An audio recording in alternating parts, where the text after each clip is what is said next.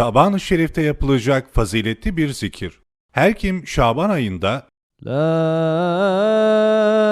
ilahe illallah ve la na'budu illa iyyahu muhlisina lehu'd-din ve lev kerihel kafirun.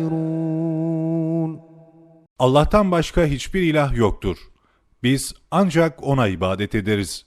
Kafirler istemese de biz taatımızı sırf O'na tahsis ederiz derse, Allahü Teala ona 1000 senelik ibadet sevabı yazar. 1000 senelik günahı olsa bile sildirir, kabrinden yüzü dolunay gibi parlak olarak çıkar ve Allahü Teala indinde sıddık olarak yazılır.